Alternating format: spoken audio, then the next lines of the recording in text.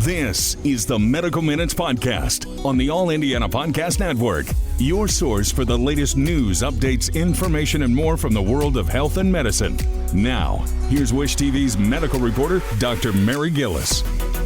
From Wish TV, I'm medical reporter Dr. Mary Gillis, and this is Medical Minutes on the All Indiana Podcast Network. COVID-19 infections and hospitalizations are declining nationwide.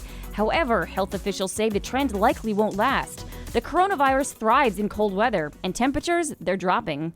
Experts warn it's possible the virus's next resurgence may come not just in the form of one Omicron offshoot, but in a wave of 3, BA.4/6, BF.7 and BA.2.75. In this week's episode, I spoke with Dr. Christopher Doehring, Vice President of Medical Affairs at Franciscan Health, who explains how fast the trio is moving in. Our conversation is next. Dr. Doehring, great to see you.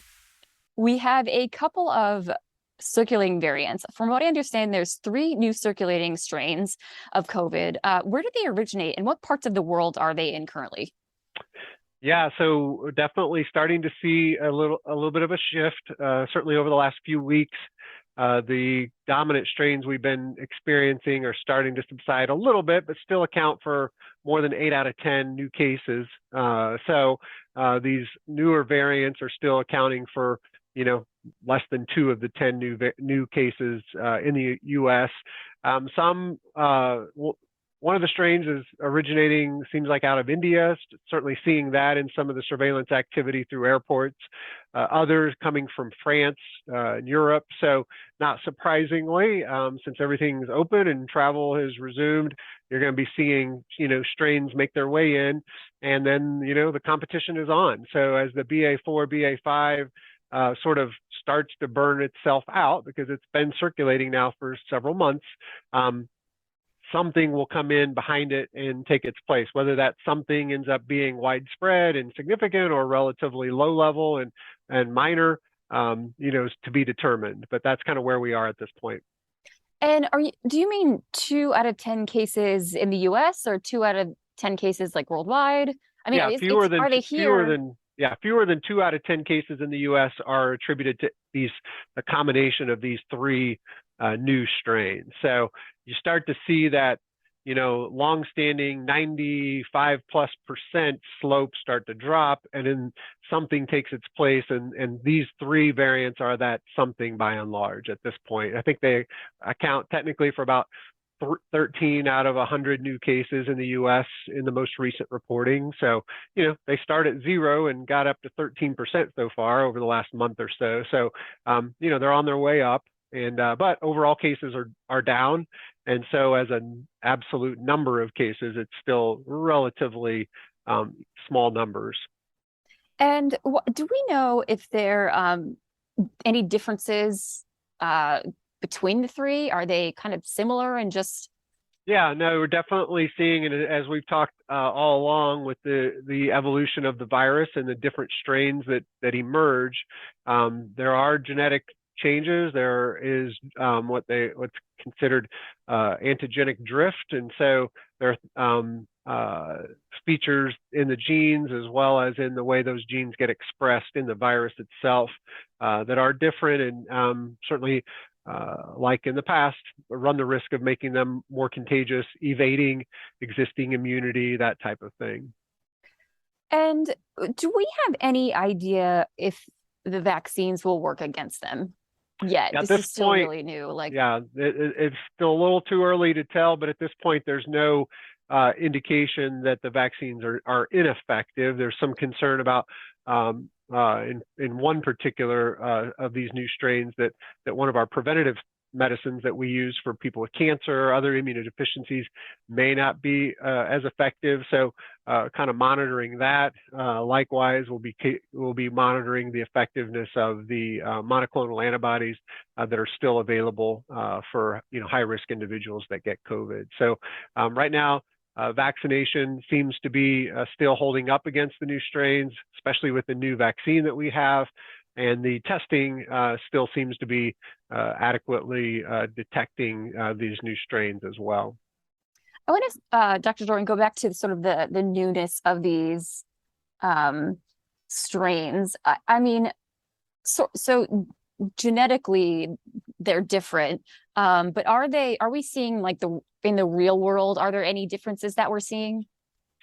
Yeah, so that's where the what, like we've talked about in the past, how the way some of these genetic changes affect the spike protein and whether existing immunity will still neutralize the virus and help someone fight it off if they already have immunity. Still a little too early for us to tell. A lot of analysis and testing being done here in the United States, and really don't have a clear picture yet from other parts of the world where these strains have originated. Certainly the timing is of some concern going into the fall here and the colder winter weather. Will one of these strains emerge as sort of a dominant strain and cause more of another midwinter surge like we've seen the last 2 years?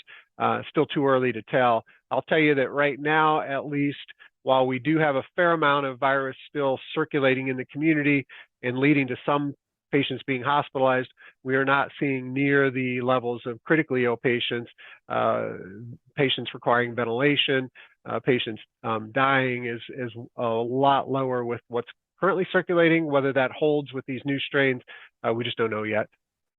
And what are your thoughts about as colder temperatures, or as cold the temperatures drop and we get into colder weather? I mean, I know you don't have a crystal ball, Dr. Doehring, but like you said, one of these could outburn, something could happen. I mean, could this be one of these three, the next sort of responsible for the next resurgence? Yeah, and that's the big concern this year, because we haven't really had a flu season the last 2 years. So, all the things we've done around the world and here in the United States have really helped keep flu at a minimum. And so the big unknown going forward, speaking of crystal balls, is if we do have a significant flu season, like has happened over the past several months in the Southern Hemisphere, and we overlay that with a significant COVID surge, it could be a pretty significant 1-2 punch. At this point, certainly what we can do to prevent that is, get your flu shot, go ahead and get boosted against COVID if you haven't had a booster in the last 4 months or so, and certainly take precautions if and when you do develop respiratory symptoms. There's no question that the winter season is the time when respiratory viruses spread the most, whether they're COVID, flu, or anything else. So definitely a time of the year when we start to sort of expect to see those illnesses increase, and whether they manifest themselves in a surge that overwhelms hospitals and ICUs, we'll just have to wait and see. Anything else you want to add about what we know so far? It was a lot, wasn't it? That was good. I think the one thing I would say is the new updated bivalent vaccine is now widely available. It's the vaccine that's available. And so for folks who haven't been boosted or haven't had COVID recently and don't have, really recent natural infection, time to go ahead and get boosted. It's a great time to get both the flu and the COVID flu shot and the COVID booster at the same time. Well, always great to see you. Thank you so much. This has been Medical Minutes from Wish TV. I'm medical reporter Dr. Mary Gillis. Be sure to follow and subscribe to this podcast and check out new updates every week. You can also learn more at wishtv.com and when you follow Wish TV on Facebook. This is the Medical Minutes Podcast with Wish TV's Dr. Mary Gillis. Be informed and stay connected for the latest news and information when you like, subscribe, and follow this podcast, and discover even more from the All Indiana Podcast Network. Now at allindianapodcast.com.